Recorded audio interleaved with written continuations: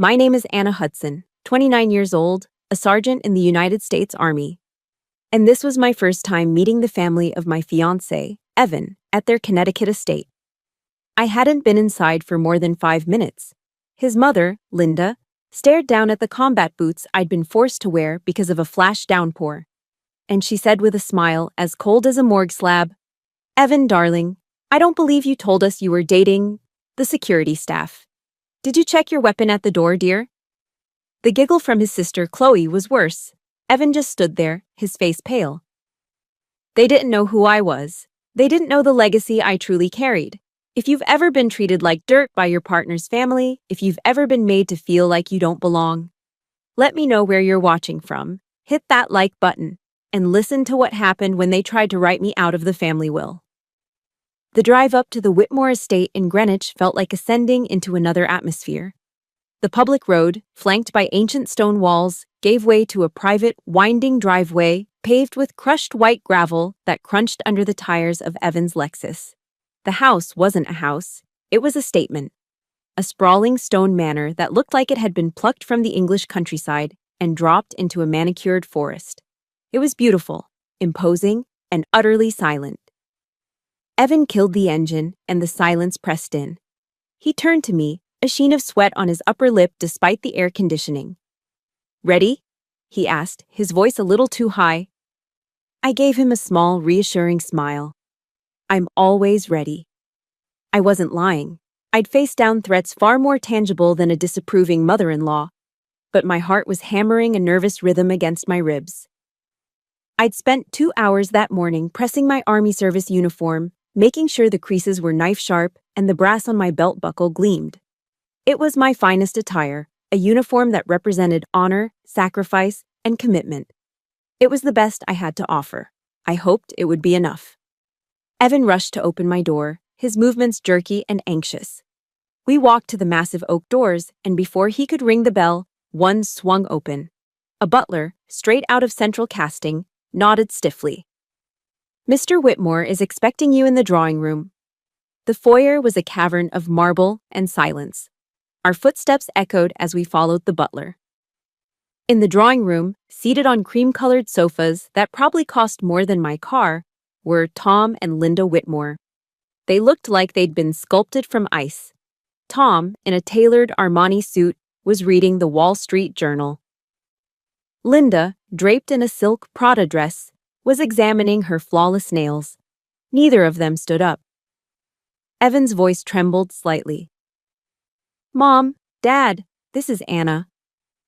Tom lowered his paper just enough to peer over the top, his eyes giving me a swift, dismissive appraisal. Linda, however, performed a full inspection.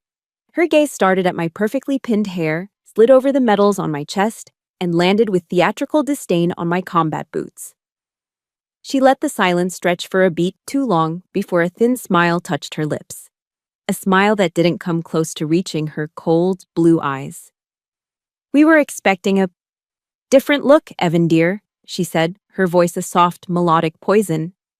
"That uniform. It's certainly an interesting choice for a dinner party." The word interesting hung in the air, weighted with everything she wasn't saying. Common, inappropriate, absurd. She made me feel like a circus performer who'd wandered into the wrong tent. The dinner was torture conducted with sterling silver. We were seated at a dining table that could have landed a small plane, so long and wide that Evan's parents were distant figures at the other end. The clinking of cutlery was the only sound for long stretches. Finally, Linda decided to resume her interrogation. "So, Anna," she began, dabbing her lips with a linen napkin. "Evan tells us your family is from Ohio. How quaint." She said the word as if describing a charming but slightly dirty farm animal. I kept my back straight, my military training a shield against the onslaught. "Yes, ma'am, a town just outside Akron." "Akron," she repeated, tasting the word. "And your father? He's a plumber, is that right?" "Yes, he is," I said, a spark of pride in my voice. My dad was a good man who worked hard with his hands. "Oh," Linda breathed, her eyes wide with feigned admiration. "That's admirable, truly." We always need people like that. The way she said people like that made it sound like a separate species. It was a verbal pat on the head, a gesture of charity from a queen to a peasant. In that moment, I felt myself shrink. All the confidence I had earned, all the strength I'd built, it all seemed to evaporate under her condescending gaze. I was a bug under a microscope, pinned and dissected. That's when Chloe, Evan's younger sister, decided to join the attack.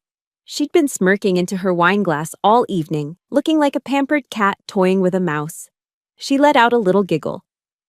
"Sergeant Anna," she chirped, the title dripping with mockery.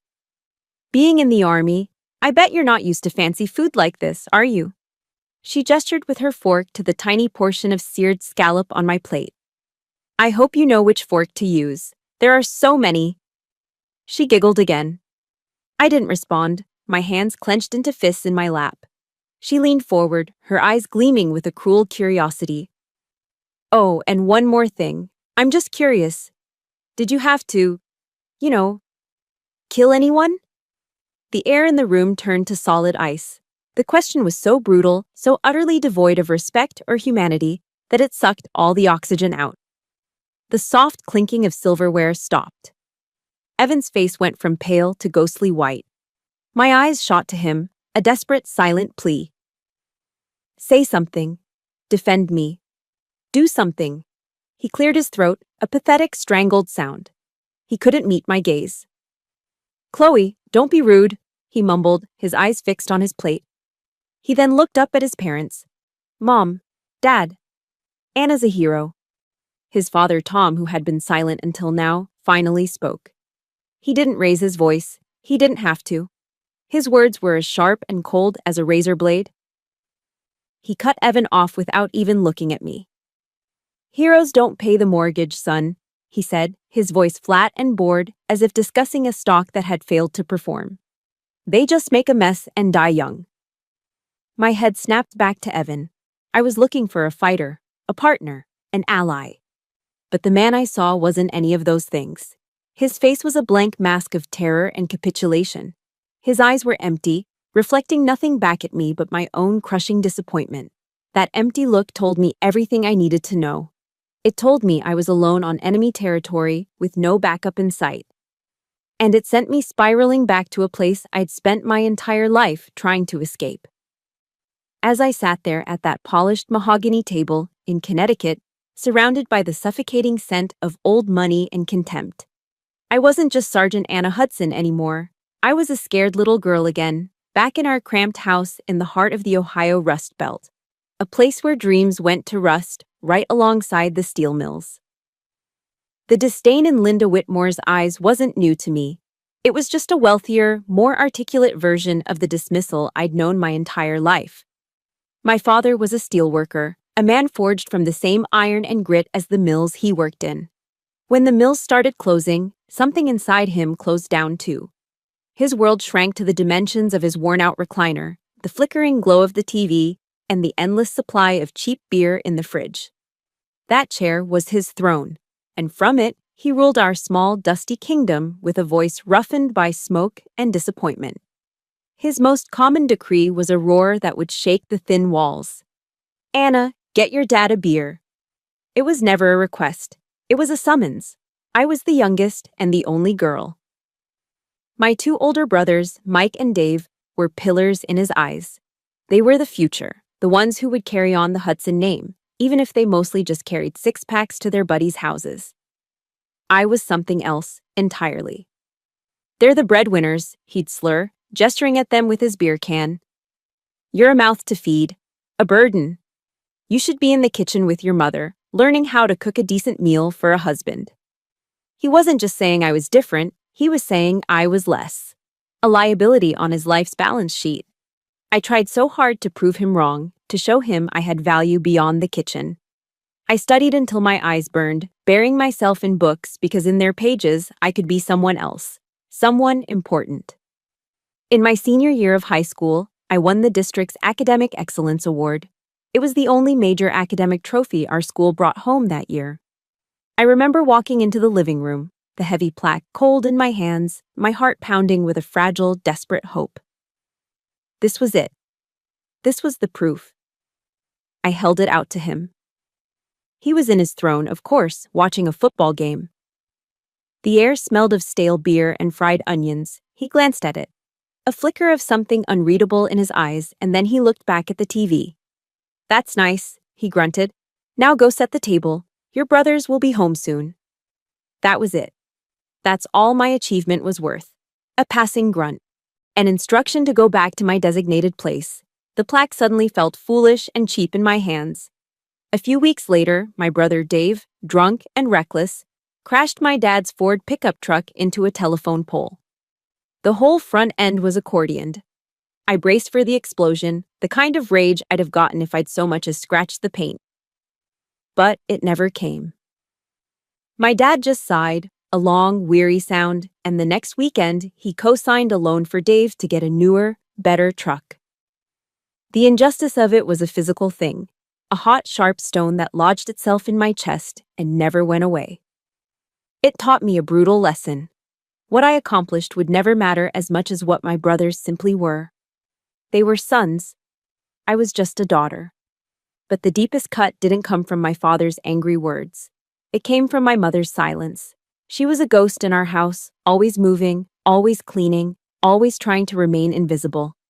When my father's dismissals became too cruel, I would run to her, my eyes burning with tears of frustration. I wanted her to be my champion, my defender. She would just pull me into the kitchen, her hands smelling of dish soap and bleach, and whisper, "That's just how men are, honey. You just have to learn to live with it.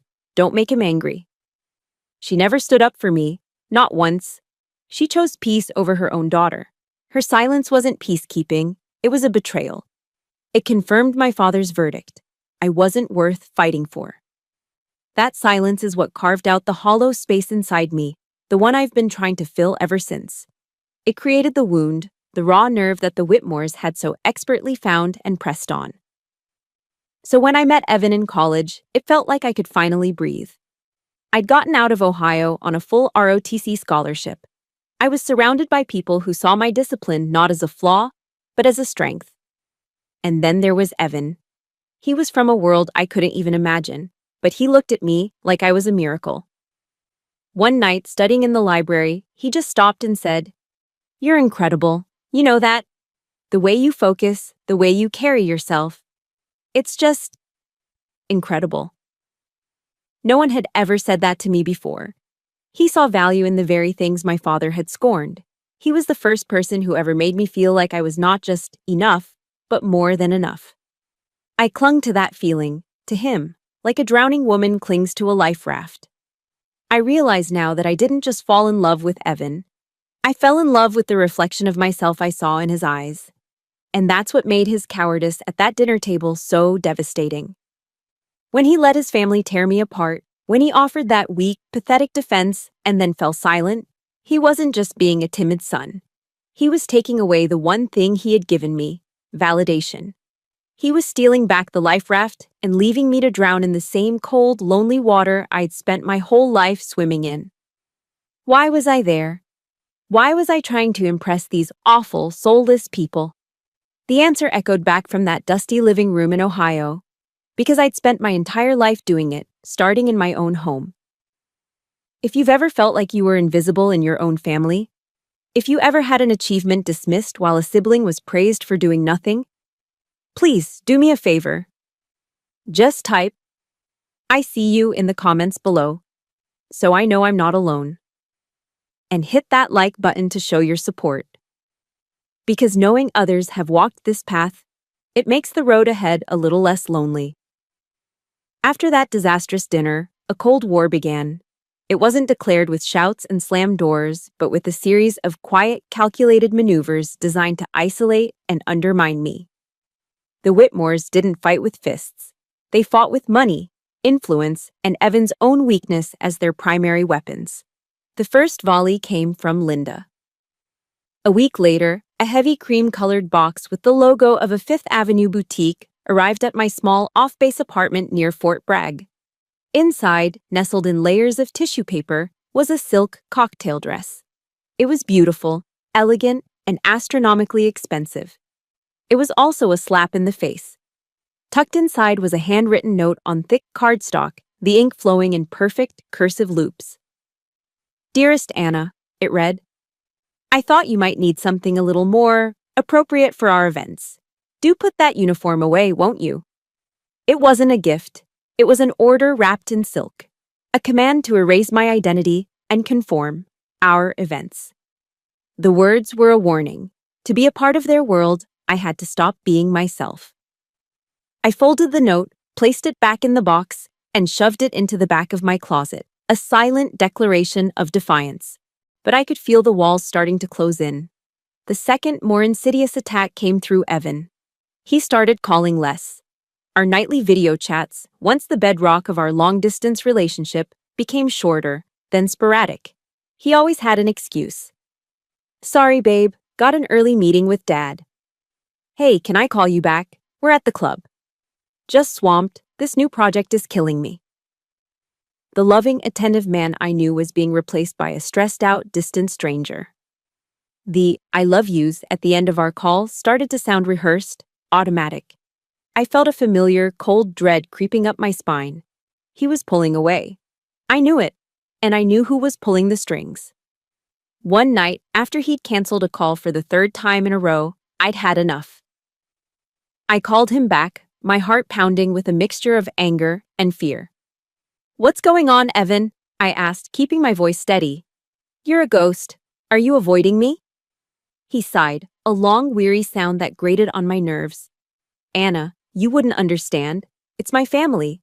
They're intense." "Intense or hostile?" I shot back. "They just want what's best for me," he said defensively, his voice rising. "They're offering me a VP position at the firm, a full partnership. This is my future, Anna. But they think you're too rigid, too military.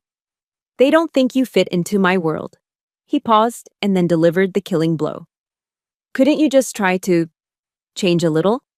For me? For us?" Change. He wanted me to change. The word hung in the air between us, thick and poisonous. He wasn't asking me to compromise. He was asking me to surrender, to become the woman in the silk dress his mother had chosen. My silence was answer enough. The call ended with a strained, awkward goodbye. I didn't sleep that night.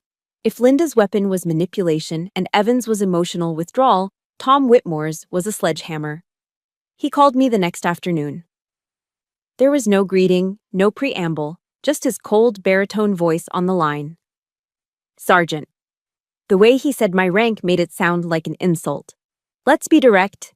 You're a smart girl. You understand assets and liabilities. Right now, you're a liability to my son's future. So, what's your price? $100,000, $200, name a number to walk away and let him get on with his life. He has a future, Sergeant, and it doesn't involve some grunt from Ohio with a chip on her shoulder." I was so stunned I couldn't speak. He was trying to buy me off like I was a bad investment he wanted to unload. The sheer arrogance of it took my breath away. "My honor isn't for sale, Mr. Whitmore," I finally managed to say, my voice tight with fury. He chuckled, a dry, humorless sound. "Honor doesn't come with a trust fund, dear. Think about it." He hung up. I stood there, phone in hand, shaking with a rage so profound it made me feel sick. They were a machine, this family, working in perfect, toxic harmony to dismantle my relationship and my spirit. They offered Evan a gilded cage, a promotion, exclusive dinners at their members-only country clubs, a life of effortless luxury, and the price of admission was me. I was losing him.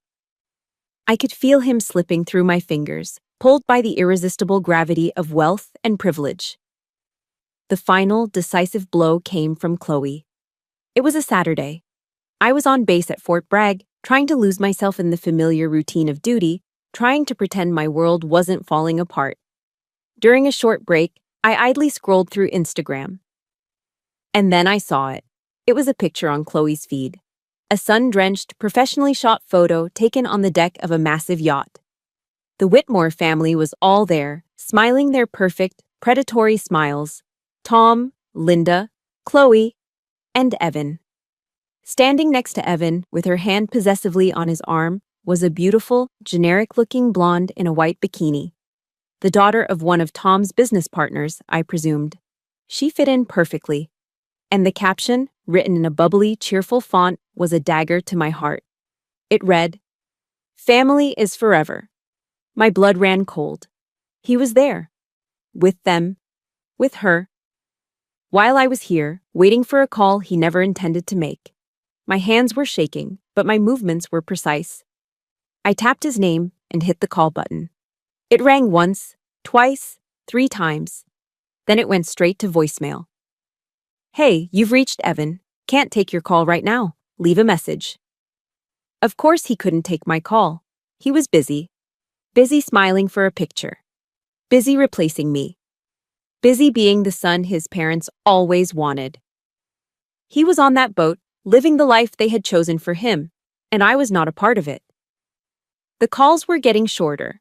The "I love yous" were replaced by "I'm busy."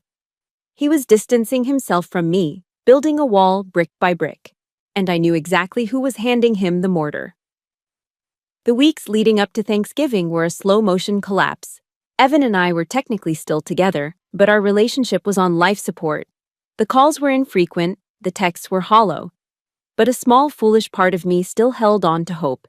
He had promised months ago that he would fly down to North Carolina to spend Thanksgiving with me. It was our tradition.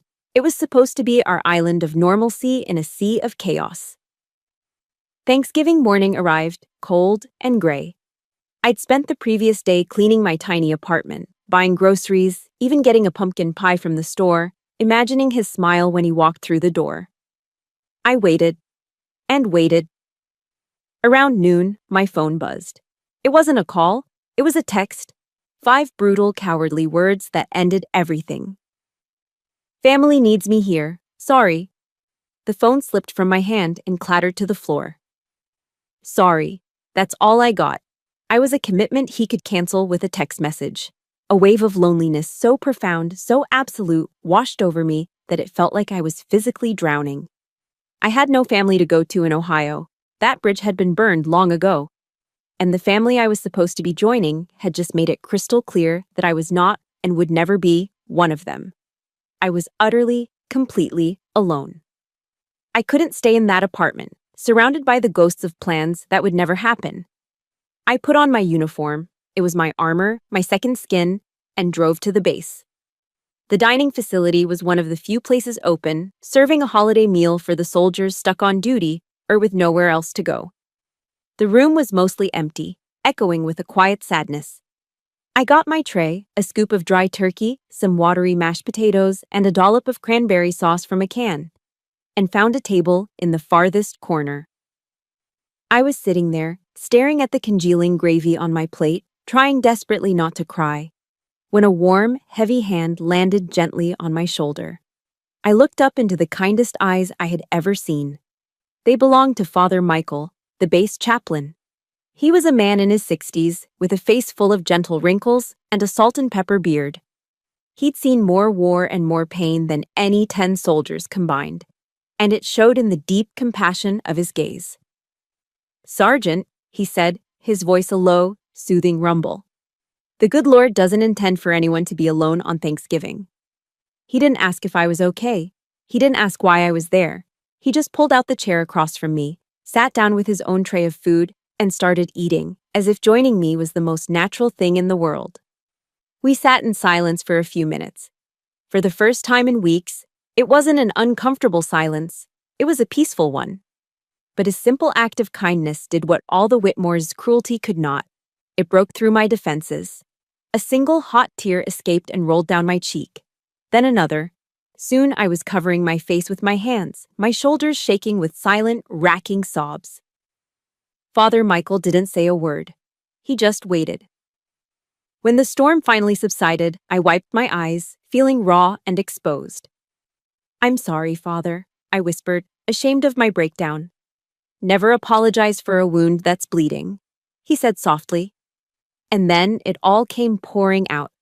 The dinner in Connecticut, the silk dress, Tom's financial threat, the Instagram photo, all of it.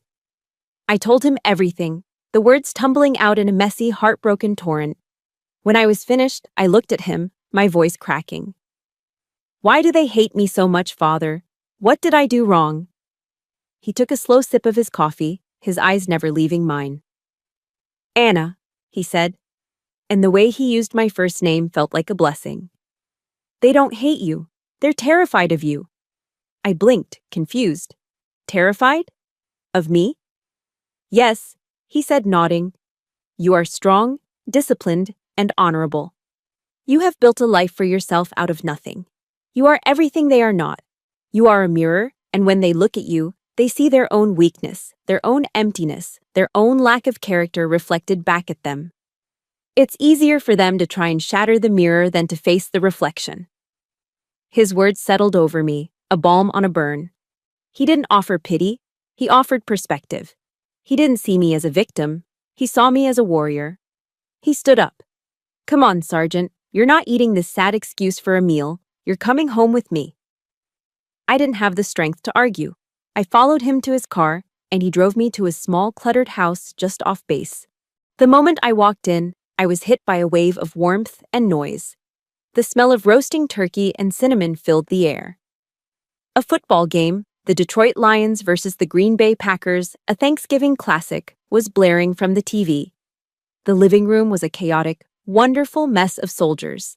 Young privates, seasoned NCOs, a few officers, all laughing, shouting at the screen, and drinking beer. They were the holiday orphans, the soldiers Father Michael had collected who had nowhere else to be. A big, burly master sergeant looked up as I walked in. He saw my uniform and my rank. He didn't see a plumber's daughter. He saw a fellow soldier. He broke into a huge grin. "Chaplain, you brought a staff sergeant. Grab a plate, Sarge. There's plenty to go around." No one asked me about my family. No one judged what I was wearing. They saw my uniform, and they saw a sister. They made room for me on the crowded couch. They handed me a plate piled high with real turkey, stuffing, green bean casserole, and sweet potato pie. They argued about football plays and shared stories from back home. For the first time in a very long time, I felt like I belonged.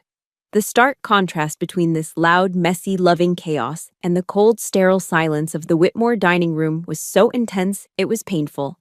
This was family. Not the one you're born into, but the one you find. The one that chooses you, stands by you, and sees you for who you truly are. Sitting there, surrounded by my brothers and sisters in arms, I felt a tiny, fragile piece of my shattered heart begin to heal. 2 weeks after that Thanksgiving, Evan showed up at my door. He looked terrible. He was unshaven, his eyes were red-rimmed, and he looked like he'd lost 10 pounds. He stood on my doorstep, rain plastering his expensive hair to his forehead, and he begged. He swore he loved me. He swore he'd fought with his parents, that he'd told them he couldn't live without me. He cried. He promised things would be different. He said we would get married, no matter what they said. My heart, which had been so carefully piecing itself back together, softened. I saw the desperate man I loved, not the coward who had abandoned me. I let him in. I forgave him. It was the single biggest mistake of my life. His return wasn't a surrender on his family's part, it was a strategic retreat. They hadn't given up the war, they'd simply changed tactics. They would allow the wedding, but on their terms. Every single one of them. The illusion of my involvement was just that, an illusion. I wasn't the bride, I was a prop in the Whitmore production of The Perfect Wedding. The first sign was the meeting. Tom summoned Evan and me to his lawyer's office in a glass tower in Manhattan. The room was sterile and silent, smelling of leather and money. Tom sat opposite us, flanked by his attorney, a man with the warm demeanor of a shark. "Just a formality, Sergeant," Tom said, sliding a thick, leather-bound document across the polished table. "A prenuptial agreement, standard procedure for a family like ours." It was 50 pages long, 50 pages of dense legal jargon designed to strip me of everything. It stated, in no uncertain terms, that in the event of a divorce, I would walk away with nothing. Not a single cent of the Whitmore fortune. I expected that. What I didn't expect was the clause on page 37. It was titled Parental Rights. It stipulated that if we ever had children, I would have to agree to forfeit primary custody if Evan could prove that my military career had a negative impact on the family. Negative impact. The term was deliberately vague, a legal landmine waiting to be triggered. They weren't just protecting their money. They were preemptively trying to take my future children from me. My own military service, the source of my pride and identity, was being framed as a threat. I felt the air leave my lungs. Next came the battle of the dress. The wedding was to be held at the Greenwich Glen Golf Club, a place so exclusive you probably needed a background check to even look at the website. I had one request. Just one. I wanted to wear my Army white mess uniform for the reception. It's the formal evening equivalent of the ASU, a beautiful traditional uniform that represents a sacred commitment. It was a part of me, a symbol of my service and honor. I made the mistake of mentioning this to Linda over the phone. The silence on the other end was so cold it could have caused frostbite. Absolutely not, she finally hissed, her voice dripping with horror. You will not stand next to my son looking like a palace guard. It's undignified. I have already selected a Vera Wang gown for you. It's been paid for. Do not embarrass this family, Anna. She hung up. No discussion, no compromise. A decision had been made for me. A check had been written. I was to be a doll dressed to her specifications. The Vera Wang dress was just another uniform she was forcing on me, one designed to erase my own.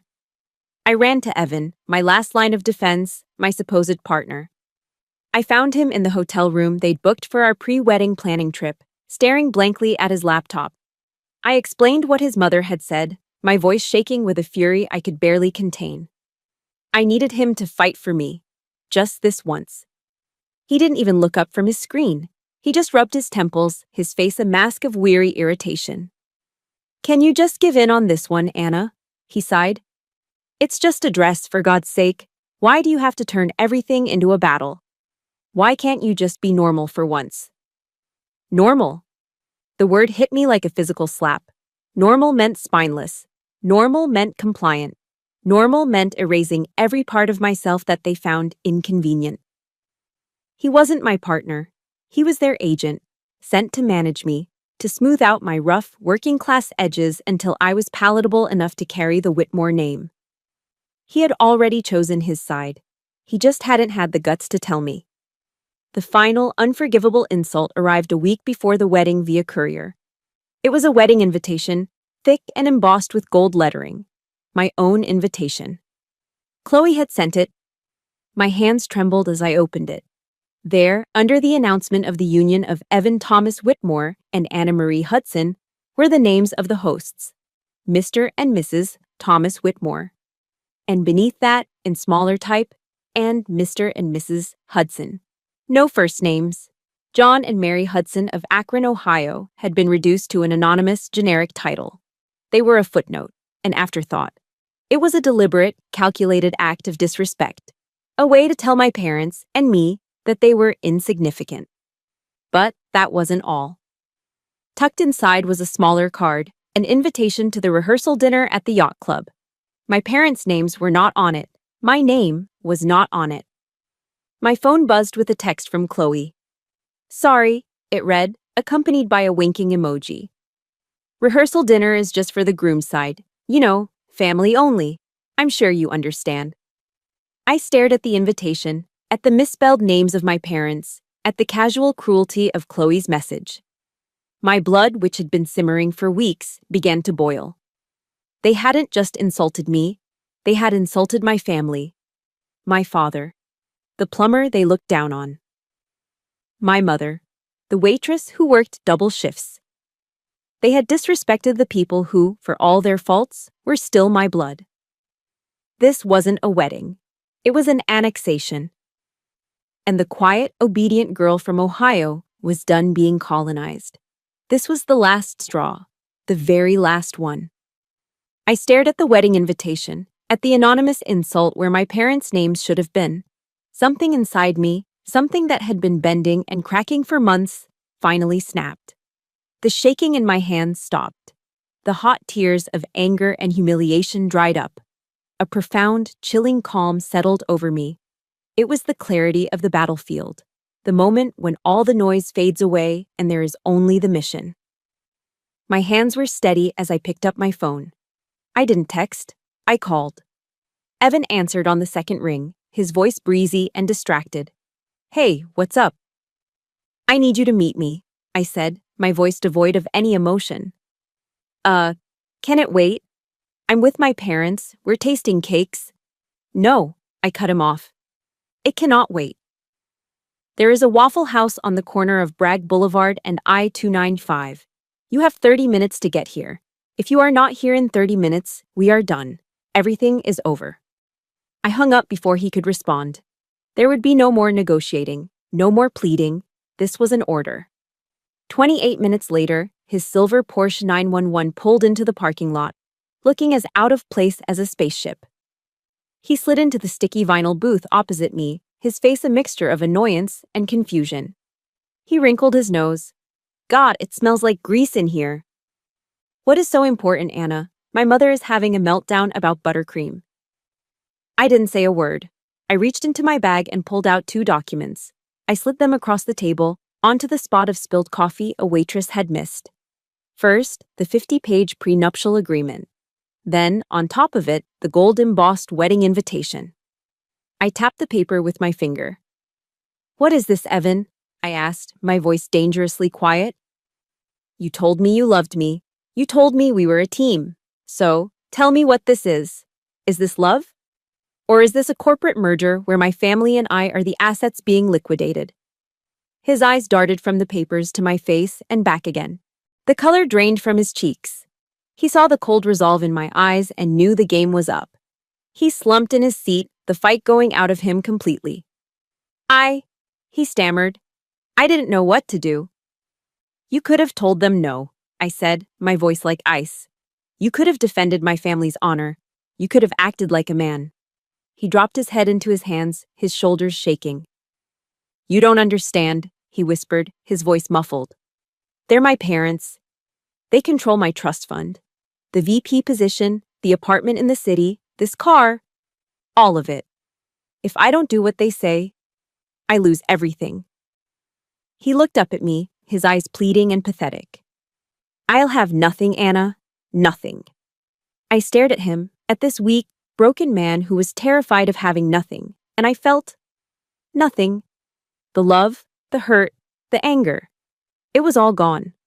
All that was left was a profound, weary pity. He already had nothing. He just didn't know it yet. Slowly, I stood up. I looked down at him, not as his fiancé, but as his commanding officer delivering a final, damning verdict. "When I enlisted," I said, my voice ringing with the clarity of an oath, "I took a vow to support and defend this country against all enemies, foreign and domestic. I never, in my wildest dreams, thought the enemy would be the family I was supposed to be joining." I leaned in closer. "You are a coward, Evan, and I am done with cowards." His eyes widened in panic. "Anna, please." "You're right," I said, cutting him off. "You will have nothing." Then I did the one thing they would never expect. I reached for my left hand and slowly, deliberately, twisted the 5-carat diamond engagement ring off my finger. The diamond, which had once seemed so bright and full of promise, now looked like a cold, meaningless piece of glass. Evan stared at the ring in my hand, his mouth hanging open. "What are you doing?" I didn't answer. I reached for his left hand, which was resting limply on the table. I turned it over, palm up. I placed the heavy, expensive ring right in the center of his soft, uncalloused hand. Then, I picked up the sticky bottle of maple syrup from the table dispenser. I unscrewed the cap, and, as he watched in horrified disbelief, I turned it upside down. A thick, amber river of syrup poured out, covering the brilliant diamond and his trembling hand in a slow, sticky, suffocating flood. He gasped, trying to pull his hand back, but he was too slow. The syrup pooled in his palm, drowning the symbol of their wealth and my supposed bondage. I looked him dead in the eye. "Give this back to your mother," I said, my voice cold and final. "Tell her I don't need her money. I have something she can never buy." I let the bottle clatter onto the table. "I have my honor." and with that, I turned my back on him. I walked out of that Waffle House, leaving him sitting there in a sticky pool of his own making, a prince drowning in syrup on a vinyl throne. I didn't look back, not once. Have you ever had that one moment, that one final straw where you knew you had to choose yourself? If you have, I want you to go to the comments and just type the word honor. That's our word. It's what they can never take from us. And if my story is speaking to you, please hit that like button to show your support.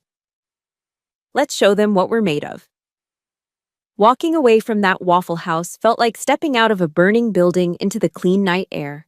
The immense pressure that had been building inside me for months was finally released. I wasn't heartbroken. I wasn't even sad. I was free. But as the adrenaline faded, a question began to form in the quiet of my mind. A question planted there by Father Michael. After I had left Evan, I'd called the chaplain to tell him what happened.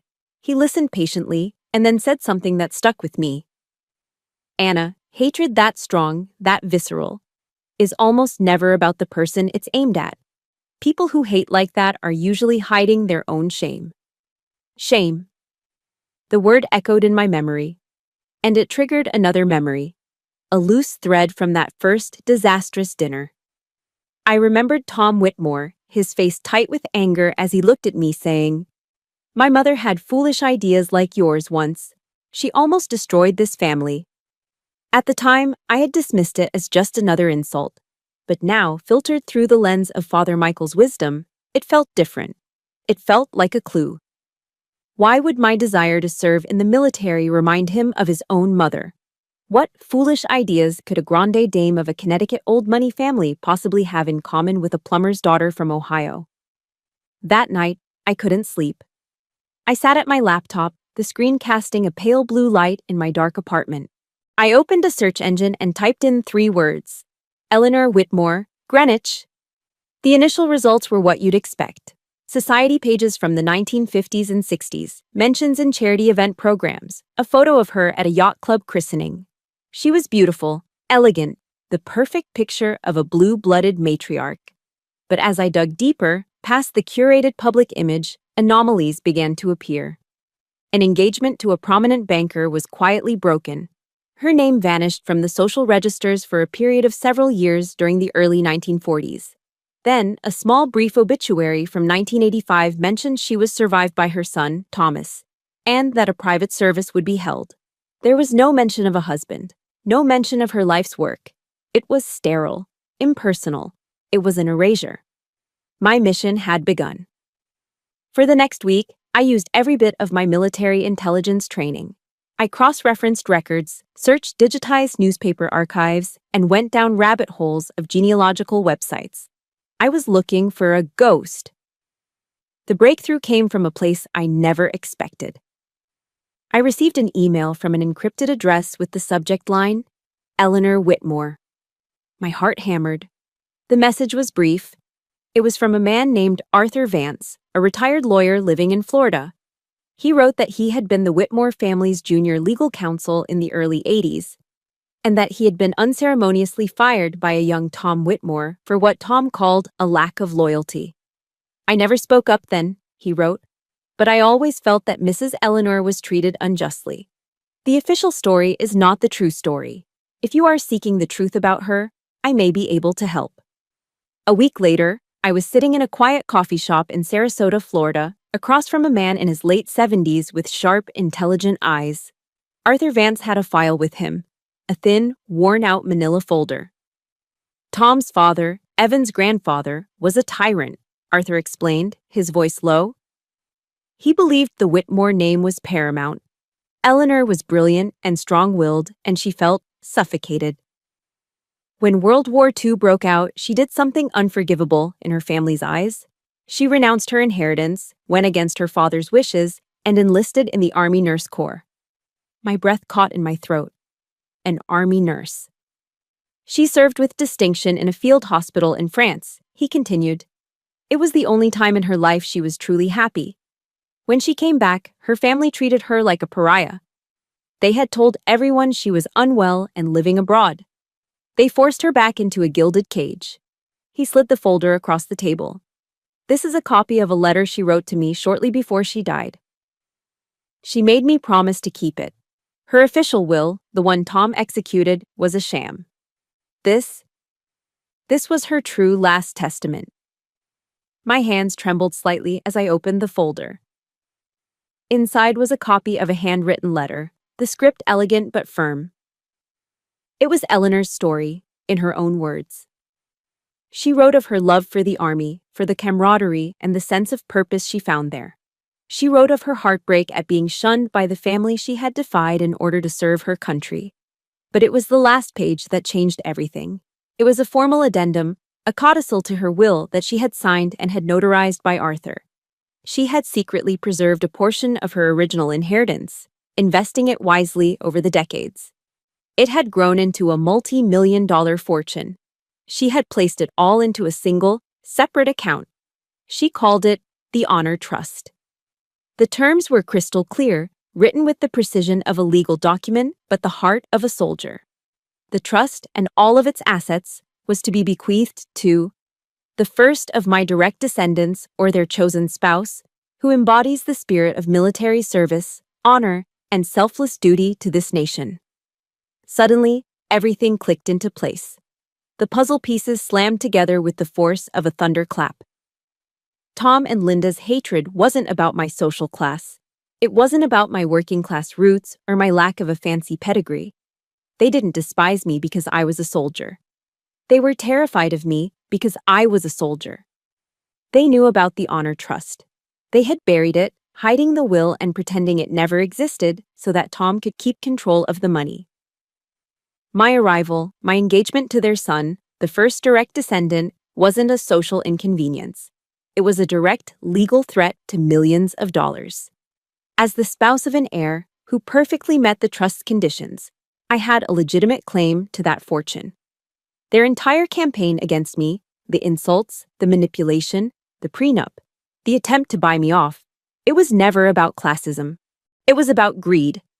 They weren't trying to protect their son's future.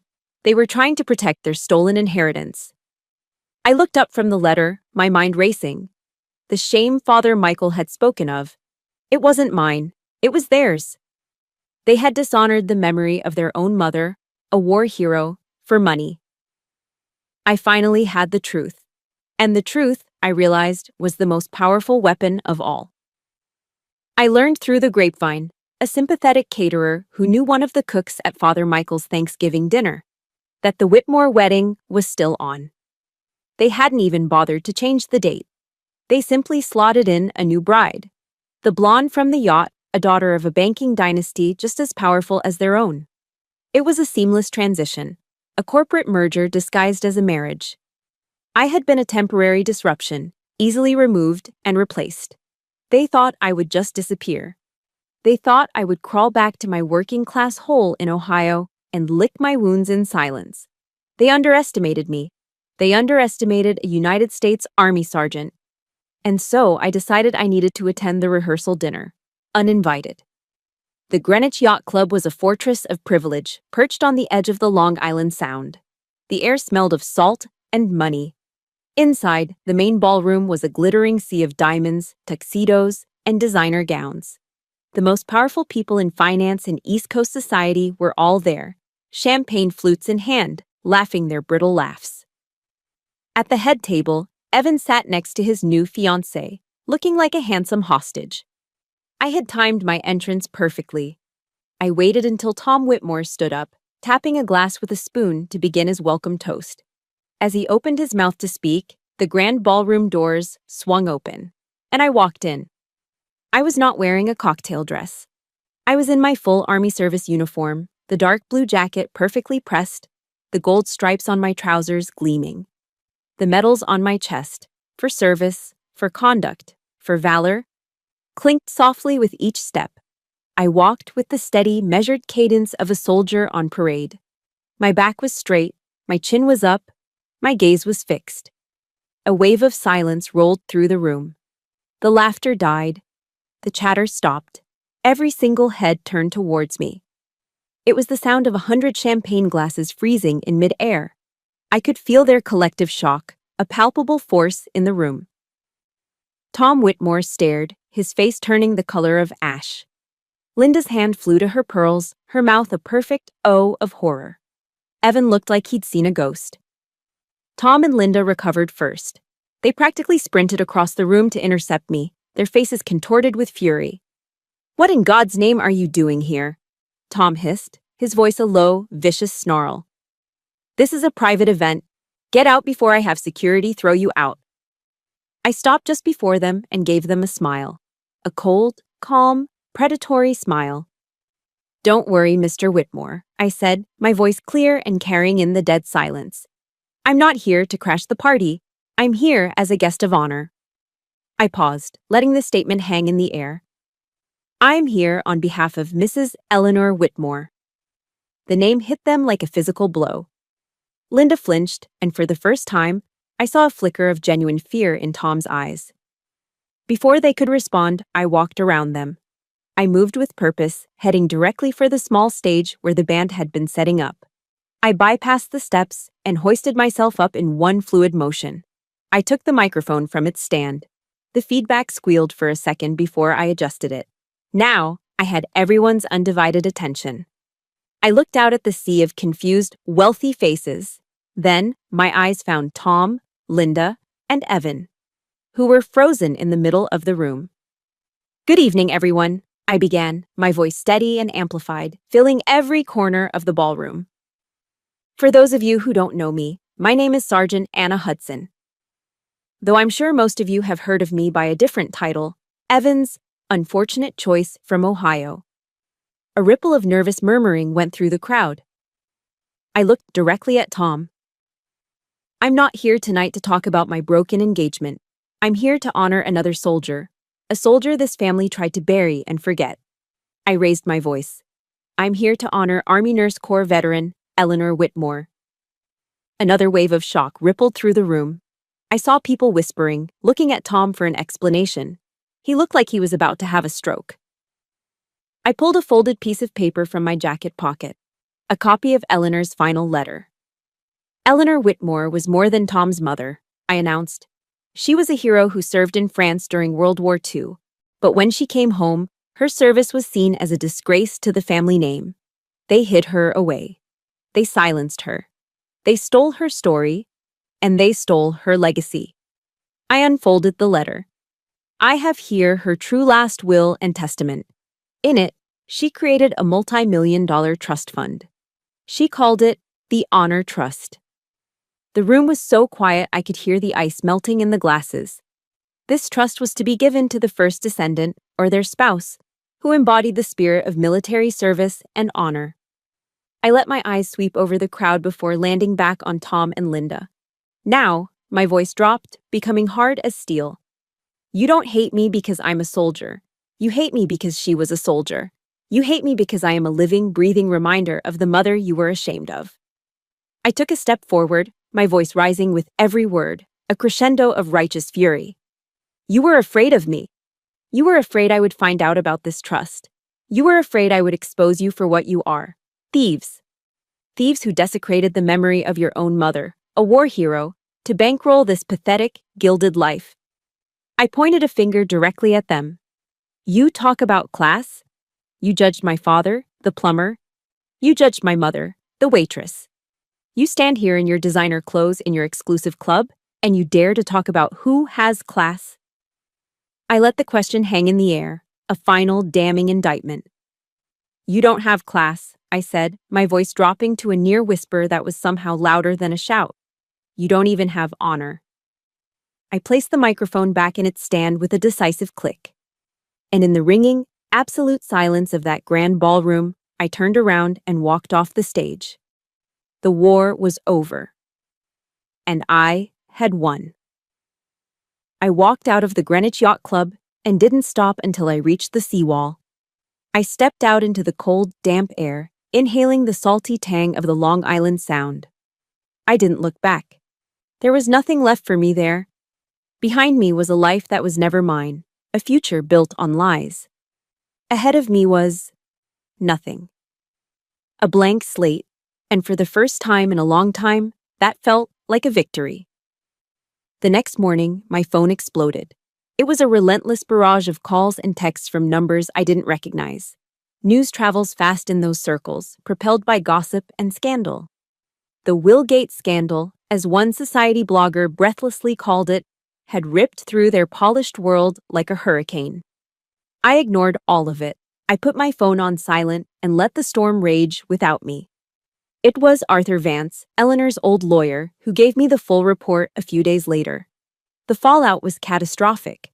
The Whitmores had become social pariahs overnight. In a world where reputation and public honor are the ultimate currency, Tom Whitmore was suddenly bankrupt. Business partners, who preached loyalty and integrity in their annual reports, began to distance themselves, canceling deals and pulling investments. They didn't want to be associated with a man who had dishonored his own war hero mother for money.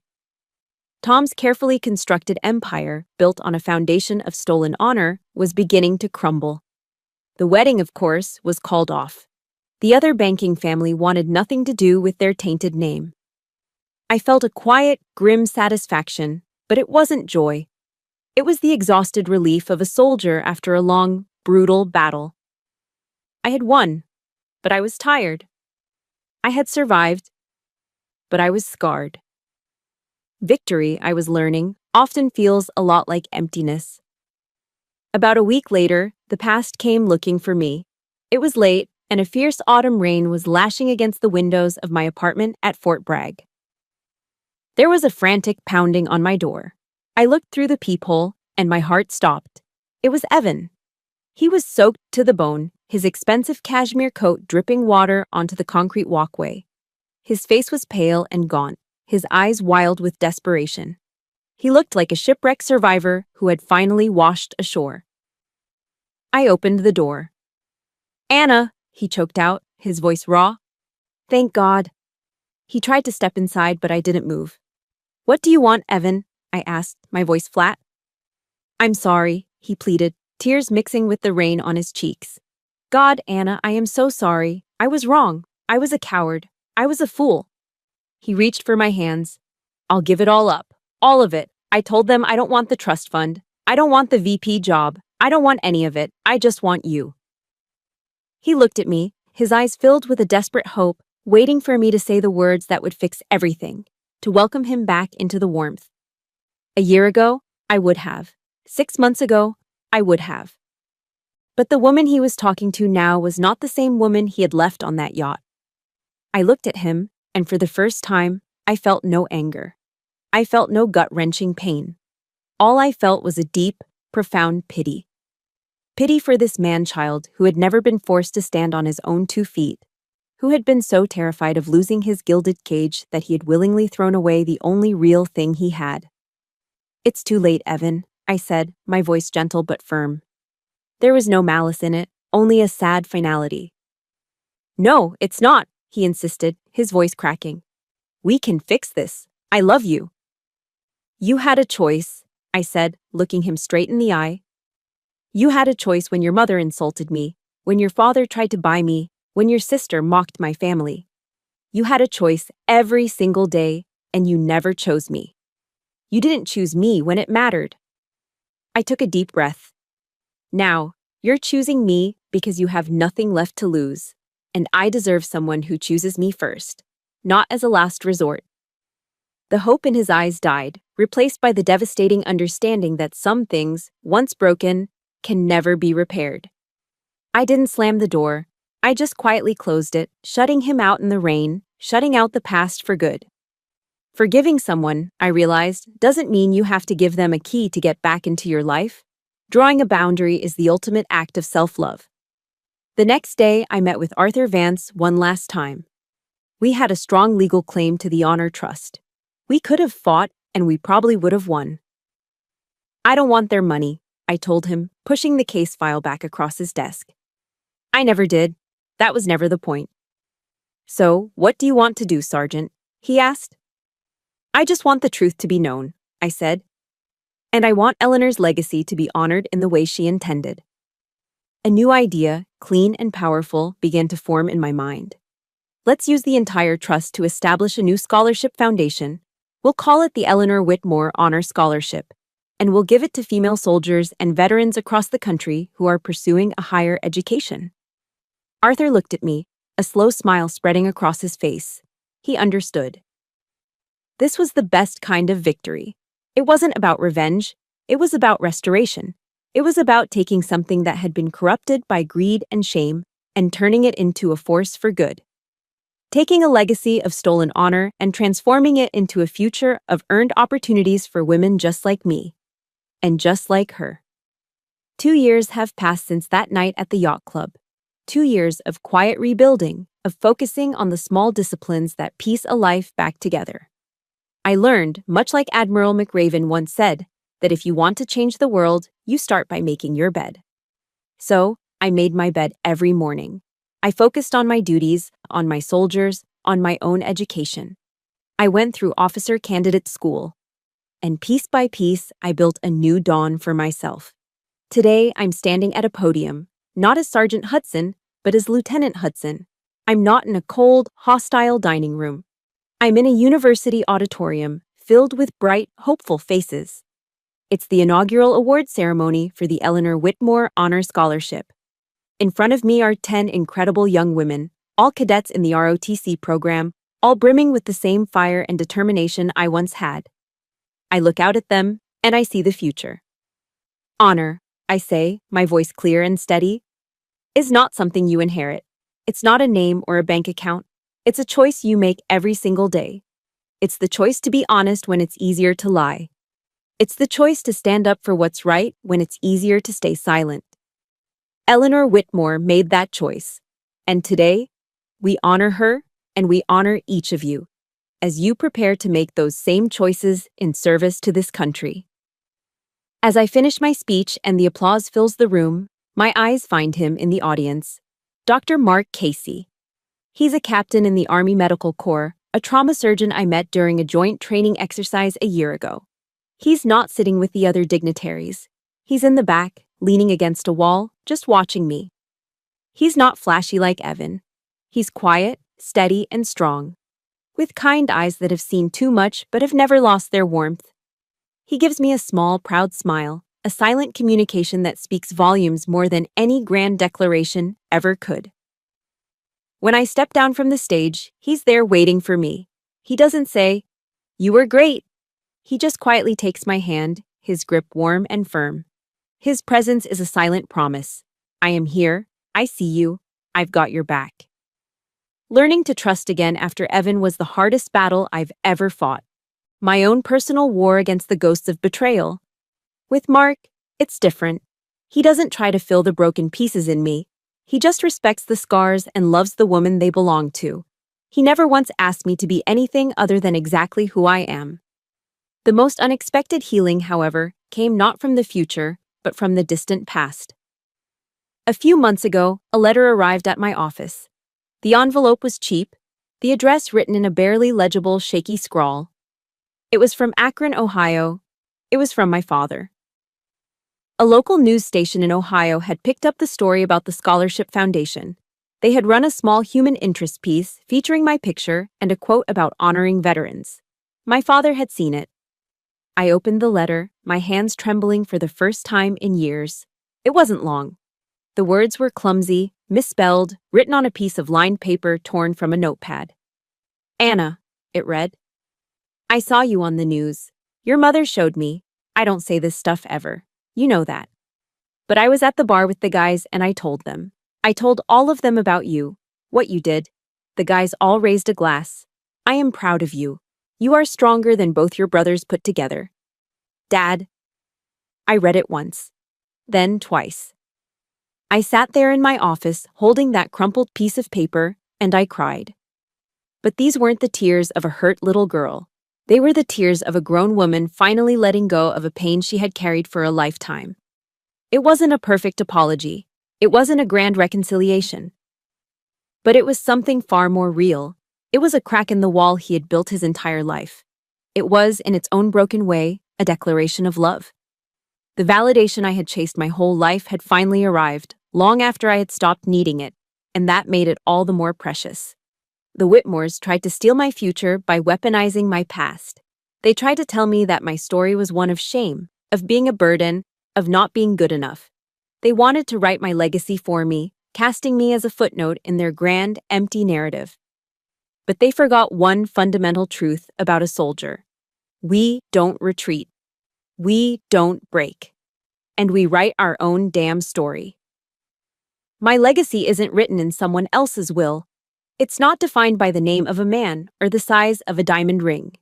It's forged in the oath I took, in the uniform I proudly wear, and in the life I built for myself, brick by brick, out of the rubble of what they tried to destroy.